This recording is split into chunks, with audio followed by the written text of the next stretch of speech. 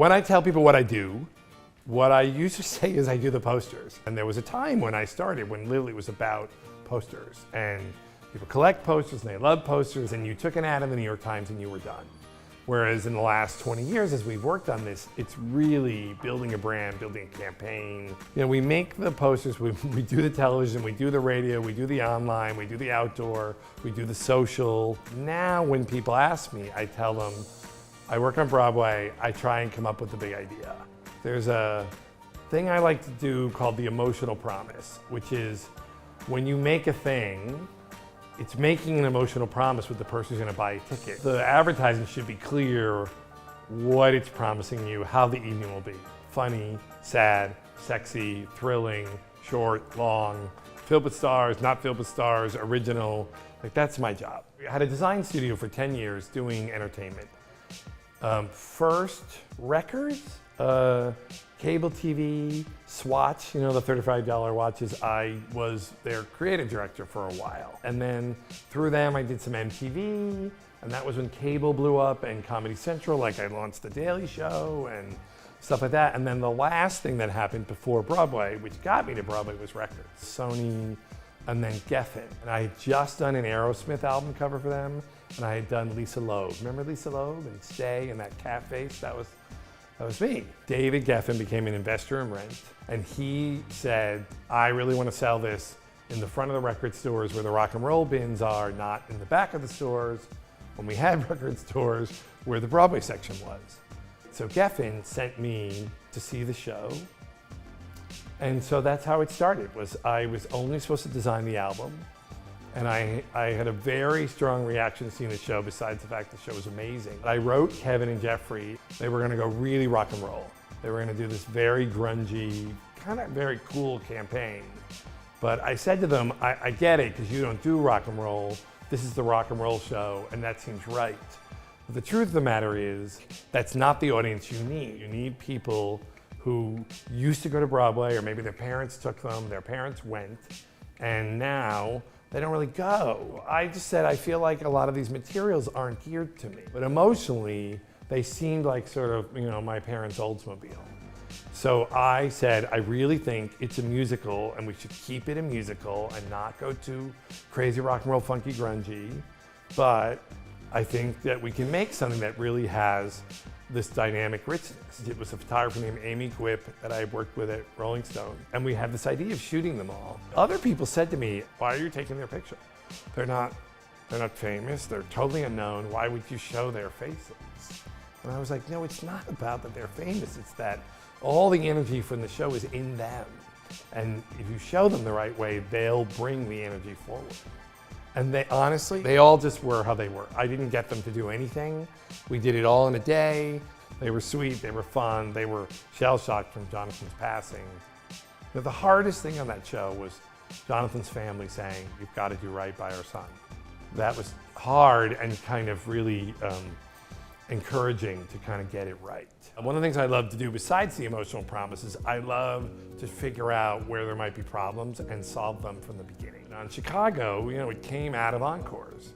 And Cindy Adams wrote a column that said, who's gonna pay $75, which was top ticket price at the time, and who's gonna pay that for this glorified concert, which is actually true of the staging. You know, the bandstand is there. I said, okay, to everybody in my team, minimalism. This needs to look like if we had the world's biggest budget, we would do it exactly this way, because that's true. And finally I said, okay, Calvin Klein, black and white fashion images, when you see those, nobody thinks, I guess they didn't want to spend the budget to be in full color. It's very obvious that the world that they're in, of that kind of minimalism, is an aesthetic choice.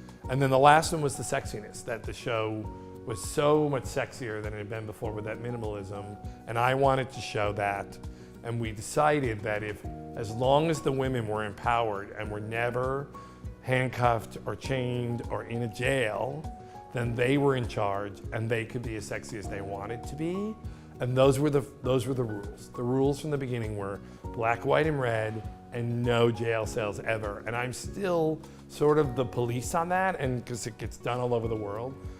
You know, once a week somebody does a version with the girls behind bars, and it totally changes it, because then they are not in charge, and then their sexuality, they're not empowered enough to be in their own place.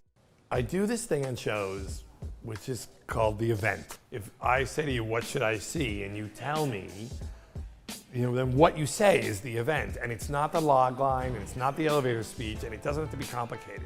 It can be like Hugh Jackman's in it, and you're like, right, okay, I'm going.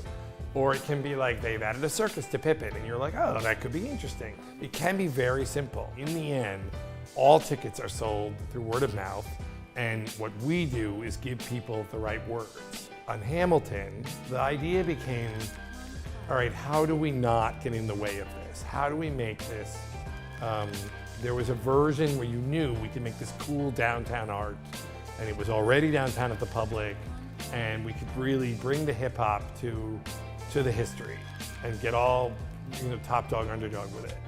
And then I realized, well, that's the least that could happen, because it's already gonna do that. It doesn't need me.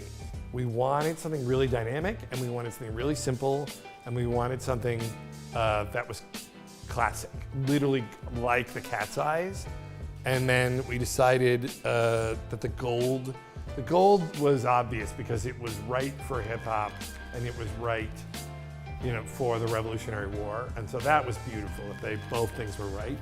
And then the silhouette seemed really a cool idea, because we actually wanted to have this classic appeal that anybody, and not actually give too much of an emotional promise, but to just sort of feel the confidence of its strength. And one of the reasons to do the book was there were so many posters that were just honestly digital bits that really just sat in the computer, and there was, they were never going to get seen. And so we started to pull them out and find them and go, oh, remember this, I can't believe that, and try and find things, because some things were sort of disappearing. So there's a ton of things in the book. The easiest one that comes to mind is Seussical. That Seussical is a show that, it gets done all over the country, all over the world now, but at the time, we thought it was going to be the next Hamilton. It sort of speaks to the alchemy of the magic, because it sort of could be, just something didn't quite go. And I loved that ad campaign. David LaChapelle shot it, and we had all these amazing pictures, and this huge production. We shut down a block in Newark, and we had like foam bubbles in bathtubs and crazy props, and Kevin Chamberlain sitting on this ladder, 15 feet off the ground with the Horton thing. I just love all that. So I just blew up all those posters, in the book, and because I just love them. When I used to do even the record covers and the film stuff and all the stuff, it's amazing how fast the stuff would go away. And the Broadway stuff is like part of culture. It's amazing in New York how the Broadway stuff becomes about a time and a place, and you can look back on it and see a photograph, particularly of Times Square. There's always some photograph of Times Square. And every time, I think it's amazing, except for if I see something and I can't read it well enough, and then I literally want to step in front of a moving car. Because it's out there, and it's got to work while it moves, and no matter how much you want it to be simple and strong, when you put it in Times Square, there's a lot to look at, and it's sort of never bold enough, and it's never big enough, but we do what we can.